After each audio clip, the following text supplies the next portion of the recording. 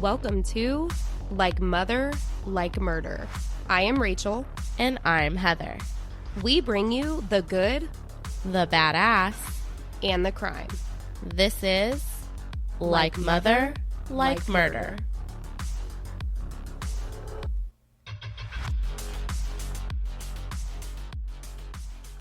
Hello, everyone, and welcome to this week's Mini Missing Moment.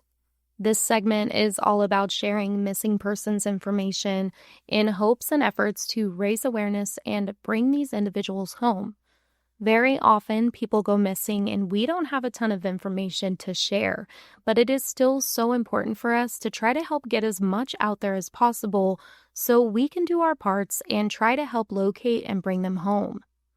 Other times, loved ones have been missing for months, years, decades, and it's important to share their missing persons information over and over and over again to hopefully reach the right people who may know something or may have the answers that can lead to reuniting the missing with their loved ones.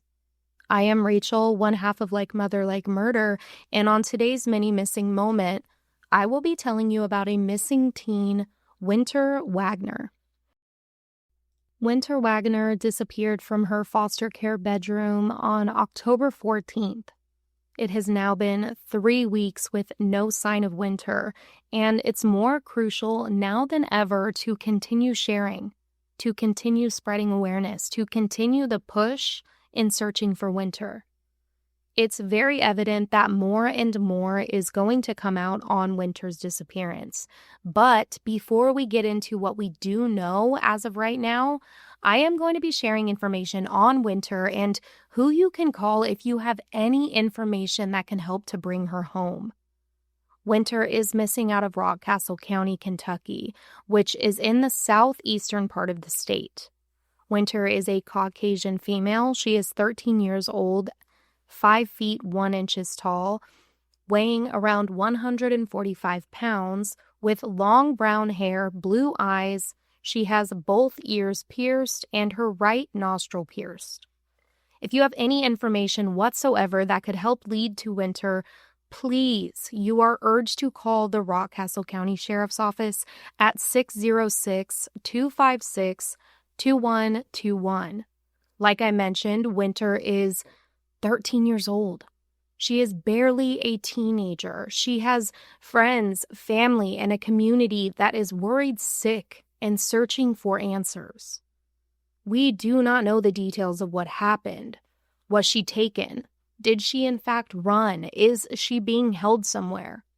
If you know anything at all, if you had recent conversations with her right before she left, if you know who she could have been talking to, if you know the apps or websites that she may have been chatting on, if you have actually happened to hear from her since October 14th, if you know any small detail whatsoever that could be used to piece together the puzzle of her disappearance, investigators need that information to work with. Please, please call and help. Like I mentioned, details are scarce, but now I am going to share some of the conversations that have been circulating in interviews, articles, and on social media. In an interview with one of Wynter's aunts named Haley Whitehead, she explains that Wynter was currently living with a foster family that she had been with for about a year. It's alleged that earlier on the day that Wynter disappeared, she had told Haley's daughter, so Wynter's cousin, that she was going to run away to Florida. Well, we know that on October 14th, Wynter disappeared. That's what we do know. There's word that Wynter was under temporary foster care, and her biological father has came forward in interviews explaining that he was actively working towards regaining custody over Wynter. Conversations going every which way direction in missing persons cases with little information happen for many reasons, right? You've got to think about every possibility. You've got to think about every theory, every what if, what could be, and then actively investigate it. law enforcement have conducted foot searches in the area near where Wynter disappeared from. In Rockcastle County, the area is known as Wolf Creek, and there has been foot searches in that dense and thick area that is near the home. But it's been said by people who knew Wynter, she wasn't the outdoorsy type. She would not have ran off into the woods. It just wasn't her thing.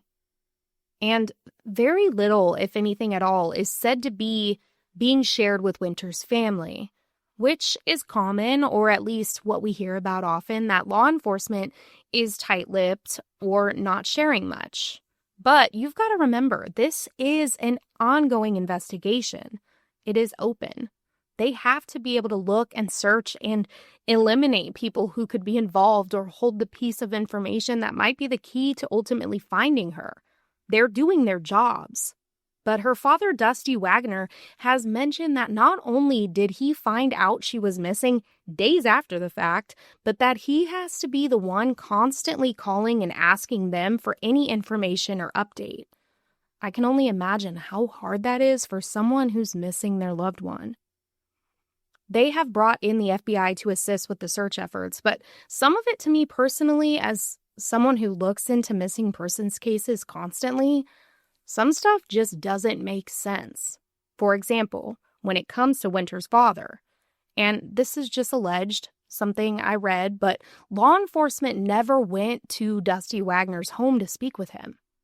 Now, he is said to be about 2 hours away, but still, if he is trying to regain custody, if he wants Wynter back in his life, and then you find out that there is a possibility that Wynter ran away, wouldn't that be one of your places to go to?